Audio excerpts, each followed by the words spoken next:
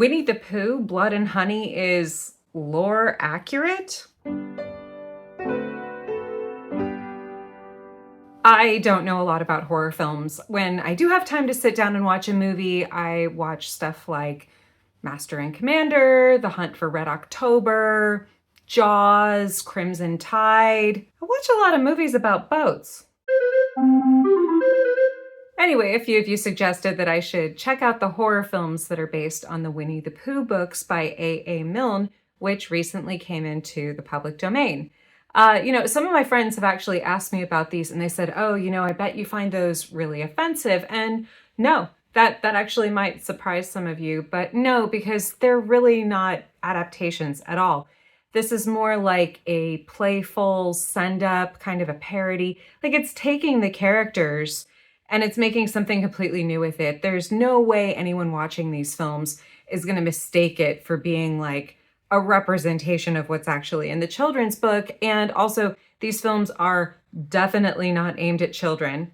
Don't show them to children. So there's just no way that the movies could alter the way we perceive the original books. I mean, again, this is in the public domain. Anyone can do anything they want with these characters. And I have to admit, I didn't think I would say this. I was pleasantly surprised by the creative use of the original IP. Now, a small conundrum that I've got is that I try to keep my show such that you could have children in the room while it's on, and there wouldn't be anything that they couldn't see or hear. So when describing certain events in these two films, I'm gonna have to use some euphemisms. So let's get to reviewing these silly old bears. As always, I will give a score of from 1 to 5 Snapes based on how faithful the movies are to the literary source material, and my unit of measurement is based on Alan Rickman's pitch-perfect portrayal of Severus Snape in the Harry Potter films. Right away, I have to point out a missed opportunity. Why were these films not called Winnie the Pooh, Blood and Honey, spelled Hunny? The basic premise of the films actually works. In the books, 100 Acre Wood is the imaginary realm that Christopher Robin goes into so that he can play with his animal friends. In this one, the 100 Acre Wood is more of a physical place, but it's a place that Chris left last as a child, and then he decides to go back in. Except now, instead of this wonderful childhood dream, it's an all too grown-up nightmare. And I have to say, I actually really like that idea. I think it works. Both films start with a really cool animation that recalls the simple line sketches of Ernest Shepard's drawings, but in a melting, distorted way. This ties the movies to the art style in the original books, but also signals that things are gonna get weird. The first movie starts with a grown-up Christopher Robin returning to the 100 Acre Wood to try to find his animal friends. Chris brings his wife with him, eager to share his childhood world with her, but Pooh and Piglet very rapidly send her to go live on a farm up north and imprison Chris. Then 5 to 8 young women show up to stay at a cabin in the 100 Acre Wood. I legitimately can't remember how many there were because they all kind of look and act the same. One by one, the young ladies are all sent to get a harp and a halo. Each one of the girls shuffles off the mortal coil in a unique and very icky way, but Christopher Robin escapes.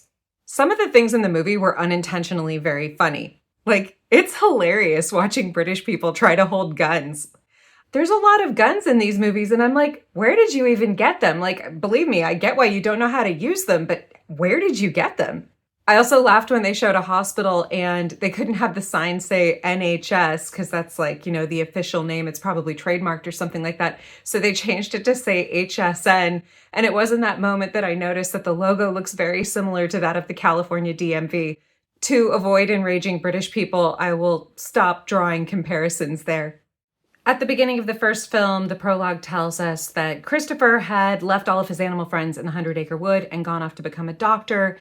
The animals, having been left behind, started to starve, so they ate Eeyore, which I feel like that's fine because, let's be honest, that guy was always a total downer, and what's he gonna do if he's a horror movie monster? Kill people with being passive-aggressive? Pooh does keep Eeyore's tail, though, and he, uses it to smack people, which makes sense because in the books, the tail was detachable. Winnie the Pooh only ever appeared in the books either without clothes or sometimes with like a top on or a scarf or something like that. But now that he's all grown up, he's got some big boy clothes and he's wearing like the same red flannel check top and denim overalls that you can find at every single B&Q in Britain. And you know what? I'll allow it because he's grown up, he needs some more grown up clothing. But then also, if he's just like killing whatever rednecks wander into the woods, of course, they're going to have just like sort of your generic off the rack stuff that you're going to be finding at a shop like that. So it makes sense. He has like man hands in the first movie, and that was really distracting to me. Like in all of the scenes, like, he's like doing all this terrible stuff, but I'm just like staring at his fingers and he just had like regular man fingers. So I did appreciate that in the second movie, he had a very big costume upgrade. The mask was a lot better, but he also had like some proper like bear claws in the second movie, and that looked a lot better. Pooh no longer lives in a beech tree under the name of Sanders, but now dwells in the trailer park of Doom. It would have been really cool if the set designers had thought to put the name Sanders somewhere on the set. So I'm going to have to deduct some points for that because it just would have been too cool to still have Pooh living under the name of Sanders. Make it creepy, make it gross, but it's still got to be there. In the first movie, they show him eating a lot of honey, which is very accurate to the character. I don't think that they showed him eating honey in the second film, although they do use it as ointment for a very large boo-boo that Pooh gets. Piglet has grown up into a legitimately scary boar. He's got giant fangs in the first one, but not the second one, and he is definitely no longer a wimp. Christopher Robin is, though. He begs and whines, and he's pretty much useless through most of the movies. He gets a little better toward the end of the second film, but yeah, he's kind of a wimp. I did enjoy the cheeky irony when Piglet hogtied one of his victims. Yeah, then he squished her, and I was like, ew, that's so icky. Pooh is followed at one point by a swarm of bees, and that's straight out of the books. It would have been nice and cool and creepy, though, if he had sung to them. In the second movie, Pooh and Piglet are joined by Owl, who is very much in character because he talks a lot and he uses very big words. Also in the second film, Pooh's weapon of choice is a bear trap, which I appreciated. They play Pooh sticks with severed limbs. Also in the second film, Christopher Robin dresses badly. Now, I don't know if this is because like this is just a low budget film and so they couldn't afford like a proper costume designer, but in the books, you will notice that when Christopher Robin is drawn, he kind of has this weird shaggy haircut and he sort of wears these oversized clothes and shorts. Christopher Robin actually had sort of a messed up childhood in real life, which is different from the film where it shows that his parents are like nice people who care about him. His dad wasn't really like actually that involved in his kid's life. And unfortunately, Christopher Robin had this sort of like weird overbearing mom who, she dressed him in a way that was like sort of girlish, but it also really wasn't how girls actually dressed. Like she gave him these weird shaggy haircuts and kind of would dress him in frilly tops and things and sort of like girlish shoes. So he had a very strange look and it really had a negative effect on the real life Christopher Robin later in his life. But I do think it's interesting that Chris in this film never like is dressed cool. He wears this like really poorly fitting kind of ugly jean jacket for most of the film. And in flashbacks to young Christopher Robin, he's wearing this kind of like oversized lumpy sweater that doesn't really fit him properly. And both young and old Chris have shaggy hair. So I hope that this was done intentionally because that would actually be a really, really cool touch that not only ties into the book, but actually the real life Christopher Robin. So who knows? If you know anything about that or if there's a way to find that out, let me know because I'm genuinely curious. When Chris uses the internet, the search engine is called Milne, which is a nice nod to the name of the author. Tigger's in the second movie, and I wish we had gotten more of him. I mean, it would have been nice to see a joke about acorns. Maybe he could have like spit one out at someone and like, goes in their eye or whatever. That would have been fun. He does go like wara wara wara wara, like the sound he makes, his growling sound. It absolutely could be written out as wara wara wara, the way it was in the books. And he does bounce on a lot of people. Can't get more specific than that, but he does some bouncing. I know that he's just supposed to be a villain in this movie, but I feel like most of the people who live in the small British town that's depicted would have appreciated his very efficient breakup of an illegal rave in an abandoned factory.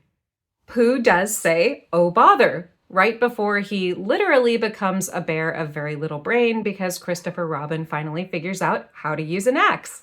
As for the rest, these are just standard low-budget horror films. There's bad acting, a lot of screaming girls, a lot of just like really gross, icky special effects. I'm pretty sure one of the heads they squished was just a pumpkin with a wig on it, though. That being said, these ridiculous movies entertained me, and I had a good time looking for the little bits of lore mixed in with the gore. The only parts of the movie I really struggled to believe were the parts where, like, British people were saying, "I love you," like, in front of people, and also, like, talking about their feelings openly with their friends and their therapists. I will believe in a zombie bear man who can cure decapitation with a jar of honey before I believe in any of that stuff. Okay, so what's the Snape score for this surprisingly lore-accurate horror version of the Winnie the Pooh series by A.A. Milne? I'm going to award these two films an average score of 3 Snapes. Like I said, they're not really an adaptation, but the filmmakers did clearly pay attention to the source material, and I will give credit where it's due. If they make another one of these, I would like to see them incorporate more of the songs and poems from the original text because I think that could be fun and creepy. It would also be cool to see like a rabid Kanga with like a psychotic little Roo running around and like biting people's ankles and stuff. Maybe some like heffalumps and woozles. I might be accidentally getting into this. But have you seen these movies? I mean, if you're a fan of horror films, you're probably going to enjoy them. But, you know, if you're a Winnie the Pooh fan and you're a little bit open-minded and you don't mind too much totally grody gore, I think you might actually enjoy watching these and looking out for these little tidbits from the books and being like, oh yeah, okay, there's enough thought and care and love put into this, and you can tell this was a real passion project. So yeah, I gotta respect it. I think I will be watching more of the movies in what they're calling the Pooniverse, which is a word that makes me giggle. I know that the Bambi one is coming up soon, and I think I heard something about a Pinocchio film, which that could be good. That could be nice, like creepy Chucky vibes. I could go for that. But yeah, let me know if you've seen these, and let me know which ones you're looking forward to.